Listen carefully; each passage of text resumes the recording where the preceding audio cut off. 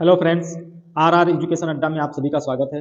आप लोग कैसे हैं? आई होप कि आप सब बहुत अच्छे होंगे और अपने अपने सीटेट की तैयारी में लगे होंगे। फ्रेंड्स, ये वीडियो लास्ट तक देखिएगा क्योंकि बहुत अच्छे अच्छे तथ्य इसमें ऐड किए गए हैं जो कि पर्यावरण से संबंधित हैं। फ्रेंड्स, आप लोग का एग्ज़ाम जो है 9 जनवरी से और 7 फैब तक जाएगा फ्रेंड्स, ठीक है, 7 फैब तक जाएगा। तो आने वाले एग्ज़ाम के लिए बहुत हेल्पफुल वीडियो होने वाली है फ्रेंड्स। तो स्टार्ट करते हैं हम हाथी हाथी के बारे में। एक बड़ा हाथी एक दिन में 100 किलो से ज़्यादा पत्ते और झाड़ियाँ खा लेता है। हाथी बहुत कम आराम करता है। हाथी केवल एक दिन में 2 से 4 घंटे, कितना, 2 से 4 घंटे ही सोता है। हाथी को पानी और कीचड़ में खेलना बहुत पसंद है फ्रेंड्स। इससे उसके शरीर को ठंडक मिलती है। हाथी के कान पंखे जैसे होते हैं। गर्मी लगने पर हाथी अपने कान हिलाकर हवा करते हैं, ठीक है फ्रेंड्स, हवा करते हैं। 3 महीने के हाथी का वजन लगभग 200 किलोग्राम के आसपास होता है। अब बात करते हैं हाथी का झुंड। हाथी का झुंड के बारे में देखते हैं। हाथी के झुंड में केवल हथनियां और बच्चे ही रहते हैं। झुंड की सबसे बुजुर्ग हथनी ही पूरे झुंड की नेता होती है। जो सबसे बुजुर्ग हथनी होगी वो अपने जो है ग्रुप की नेता होगी। हाथी के एक झुंड में हाथी के एक झुंड में 10 से 12 हाथी और उनके छोटे छोटे बच्चे होंगे, ठीक है। हाथी से 14 से 15 साल तक के हाथी झुंड में रहते हैं। इसके बाद वो फिर झुंड को छोड़ के चले जाते हैं। 14 से 15 साल तक जो हाथी नर हाथी होते हैं वो झुंड में रहते हैं। जो इसके बाद वयस्क हो जाते हैं, फिर वो ग्रुप छोड़कर चले जाते हैं, यानी झुंड छोड़कर। फिर हाथी परेशानी आने पर एक दूसरे की मदद भी करते हैं। अब बात करते हैं राजस्थान जोधपुर खेजडली गांव के बारे में, ठीक है। ये एक गांव है, राजस्थान जोधपुर में पड़ता है। राजस्थान के इस खेजडली गांव में खेजड़ी के बहुत से पेड़ हैं। खेजड़ी गांव के लोग पेड़ों को काटने से बचाने के लिए 300 साल पहले पेड़ों से चिपक कर खड़े हो गए थे। कितने? 300 साल पहले। आज 300 साल के बाद भी यहाँ के लोग जो है बिश्नोई कहलाते हैं। एक समुदाय है, बिश्नोई कहलाते हैं। पेड़ों और जानवरों की रक्षा करते हैं।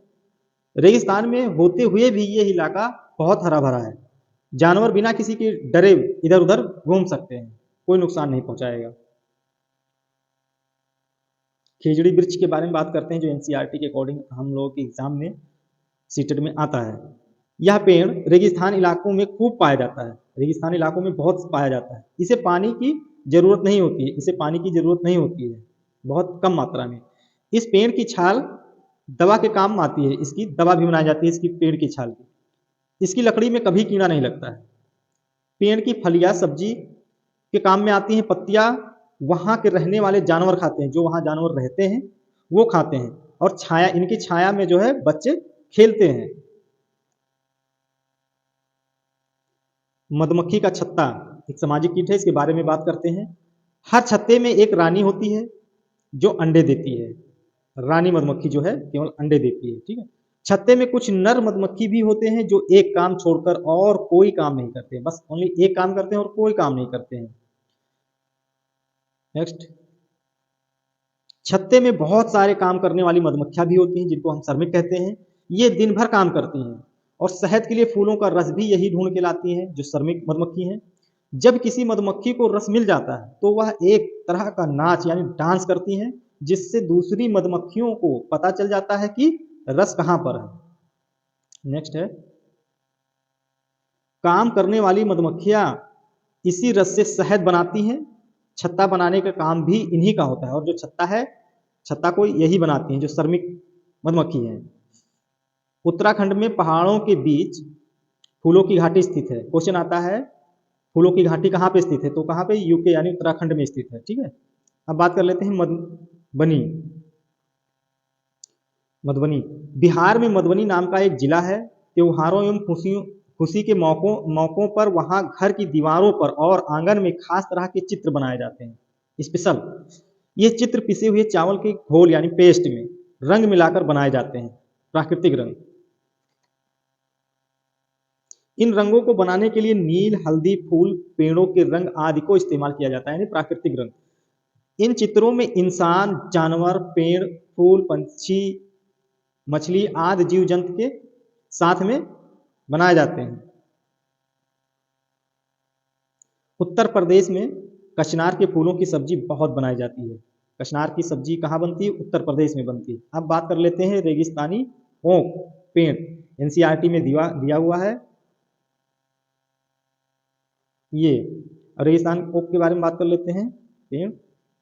ये रेगिस्तानी ओक पेड़ ऑस्ट्रेलिया के रेगिस्तान में पाया जाता है। कहाँ पे? ऑस्ट्रेलिया में पाया जाता है। इसकी ऊंचाई 11 से 12 फीट होती है। 11 से 12 फीट होती है।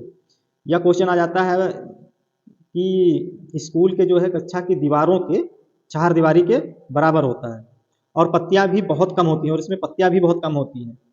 इस रेगिस्तानी ओक पेड़ की जड़ें 200 से 300 फीट गहराई तक जाती हैं, जब तक कि वह पानी तक न पहुंच जाए। देखिए फ्रेंड्स, 200 से 300 फीट नीचे चली जाती हैं जब तक कि पानी न मिल जाए इनको। रेगिस्तानी ओक पेड़ के तने में पानी जमा रहता है, हो जाता है। इनके तने हैं, इनमें पानी जमा हो जाता है। जब कभी इस इलाके में पानी की कमी होती है तो वहां के लोग इसके तने के अंदर पतला पाइप डालकर पानी निकाल लेते हैं और उपयोग में ले आते हैं, उपयोग कर लेते हैं। ठीक है, स्थानीय लोग जो वहां के निवासी हैं। बात कर लेते हैं अब क्या है नेक्स्ट। एनसीईआरटी द्वारा कक्षा 3-5 तक पर्यावरण अध्ययन के पाठ्यक्रम को एकीकृत स्वरूप प्रदान करने के लिए 6 विषय क्षेत्रों की पहचान की, जिसमें बहुविशेषता को एकीकृत किया गया है। थीम अर्थात प्रकरण कहा गया है। ठीक है, थीम दिए हुए हैं, थीम के बारे में पढ़ते हैं हम। तो 6 थीम है, देखते हैं। परिवार एवं मित्र पहला है,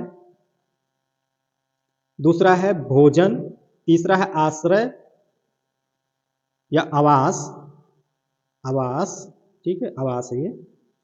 चौथा है पानी, पांचवा है यात्रा, छठा है चीजों जो हम बनाते हैं और करते हैं। ये तो थीम हो गई फ्रेंड्स, ये तो होगी थीम।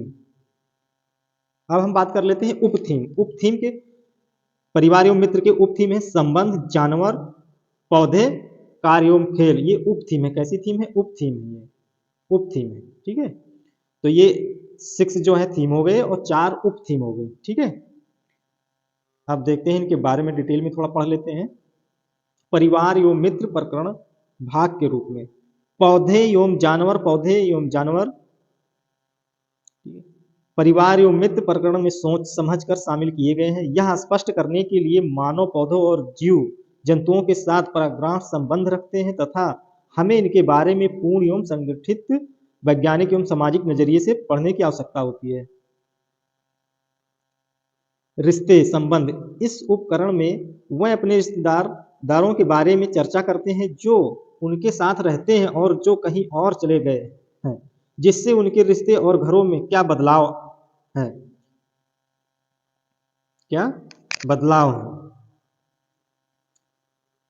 उसका ज्ञान मिलता है।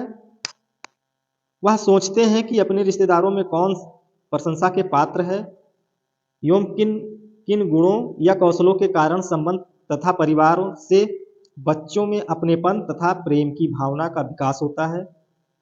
नेक्स्ट पॉइंट है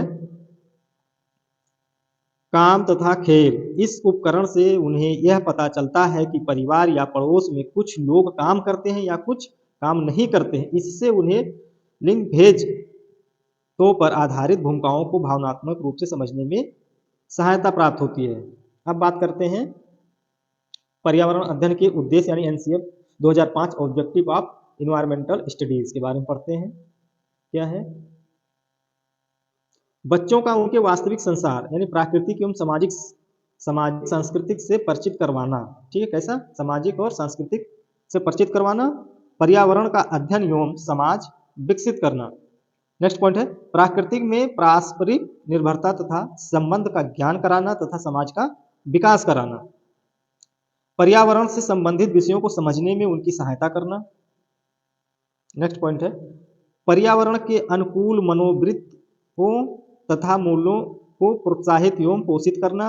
नेक्स्ट पॉइंट है अवलोकन, रचनात्मक कौशल तथा सकारात्मक क्रियाओं को बढ़ावा देना। ठीक है, कैसा? सकारात्मक, रचनात्मक, अवलोकन, इनको क्या है? बढ़ावा देना है।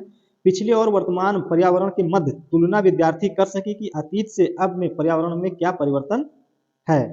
पर्यावरण मुद्दों के प्रति विद्यार्थियों को जागरूक होना।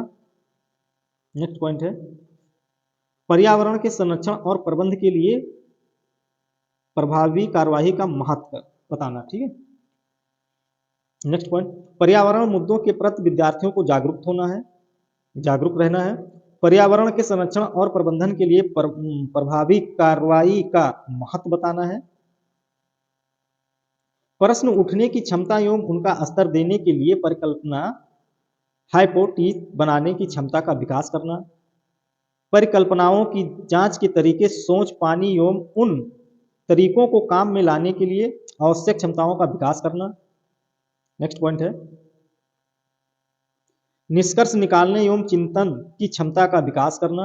नेक्स्ट पॉइंट है बच्चों को करके सीखने का अवसर मिले, खोज करने के लिए पर्याप्त स्थान मिले, यानी ज्यादा से ज्यादा अवसर देना है। भौतिक और सामाजिक परिवेश के प्रति संवेदनशील विकसित करें। नेक्स्ट है पर्यावरण अध्ययन का क्षेत्र देखते हैं। राष्ट्रीय पाठचर्या की रूपरेखा 2005 एनसीएफ के स्कूली जीवन को बाहर के जीवन से जोड़ना, समर्थन करना। ठीक है, पर्यावरण अध्ययन के विषय में तो यह पूरी तरह से सही है, क्योंकि यह पर्यावरण अध्ययन का ध्येय मात्र ज्ञान का अर्जन ही नहीं, बल्कि इससे जुड़े सामाजिक, प्राकृतिक एवं सांस्कृतिक मुद्दों पर एक संपूर्ण रूप से समझाते हुए आवश्यक कौशलों के विकास द्वारा पर्यावरण संबंधित समस्याओं का समाधान करना भी होता है। ठीक है, नेक्स्ट पॉइंट है पर्यावरण अध्ययन में पर्यावरण विज्ञान एवं सामाजिक विज्ञान का समावेश है। यह इन विषयों के सार को संकलित करके प्राकृतिक वातावरण तथा इसके भौतिक, रासायनिक एवं जैविक तत्व की पारस्परिक क्रियाओं को व्यवस्थित रूप में समझाने तथा संचालित करने में सहायता करता है। पर्यावरण शब्द जो है फ्रेंच शब्द से इविरोनर से लिया गया है। इसका अर्थ है पूरा परिवेश, इससे इविरोनर से लिया गया है। ठीक है, और फ्रेंड्स अब वीडियो समाप्त हुई है। तो फ्रेंड्स आप लोगों को पसंद आया हो तो लाइक कीजिए, कमेंट कीजिए, शेयर कीजिए। तो गाइज चैनल सब्सक्राइब कर लीजिए। अब हम अगले वीडियो में मिलते हैं किसी नए वीडियो के साथ। नमस्कार, जय हिंद।